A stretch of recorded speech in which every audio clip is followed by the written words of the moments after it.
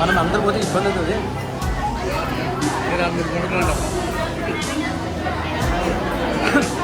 అన్న అక్క పెట్టండి, అక్కకి అక్కకి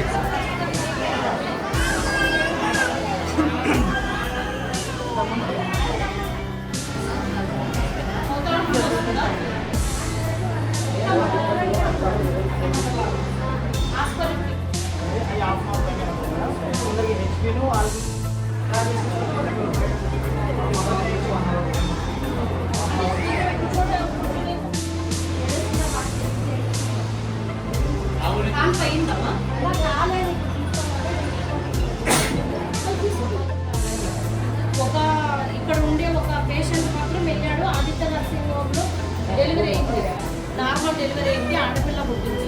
బట్ ఇద్దరు కూడా సేమ్ కేసెస్, డాక్టర్స్ లేరని చెప్పి తీసుకెళ్ళమని చెప్పారు. ఎన్ని గంటలకు వచ్చారు, మళ్ళీ వాళ్ళని ఎందుకు బయటకు పంపించారు? మార్నింగ్ ఏ డాక్టర్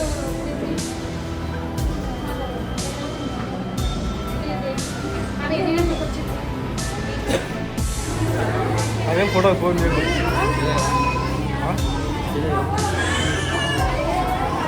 ఇంకా ఆడ మార్నింగ్ ఎన్ని గంటలకు వచ్చారు?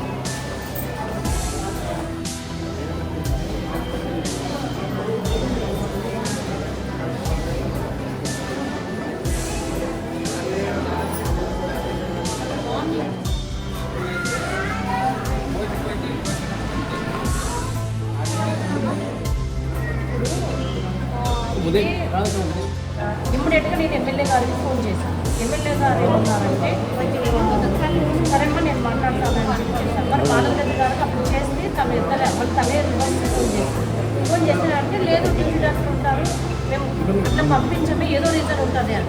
బట్ ఏమీ రీజన్ లేదు. డ్యూటీ డాక్టర్ ఆమెతో పాటు చాకలి వీరేష్ వాళ్ళ రిలేటివ్స్ వాళ్ళతో పాటు ఇంకో ఇద్దరిని కూడా బయటికి పంపించారు. ఇక్కడ డాక్టర్స్ లేరు అని చెప్పి.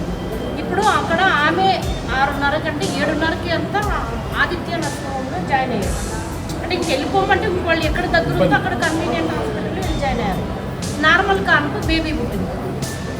మేమే అంటున్నామండి, ఏదన్నా అంటే పడకలు లేవు, ఆ హాస్పిటల్లో బెడ్స్ లేవు. మేడం మాధవరిత గారు చెప్పడం ఏమంటే, హాస్పిటల్లో బెడ్స్ లేవంటుంది. ఒకసారి డాక్టర్స్ లేదా డాక్టర్స్ ఉన్న ఏదో ఒక రీజన్తో ప్రాపర్ రీజన్ లేదు మేము బయటికి పంపించమంటున్నాం. ప్రాపర్ రీజన్ ఏంటి? అసలు ఎంతమంది ఉన్నారు? ఆ లిస్టన్ ఇవ్వండి సార్. ఎమ్మెల్యే గారు ఇప్పుడు కలెక్టర్ దగ్గర ఉంటాను, మీటింగ్లో ఉన్నానమ్మా, నాకు పంపించు అన్నారు.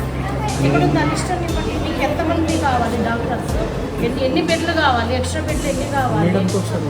మేడం ఓటీలో అంటే ఇప్పుడు ఏమన్నా ఇన్ఫర్మేషన్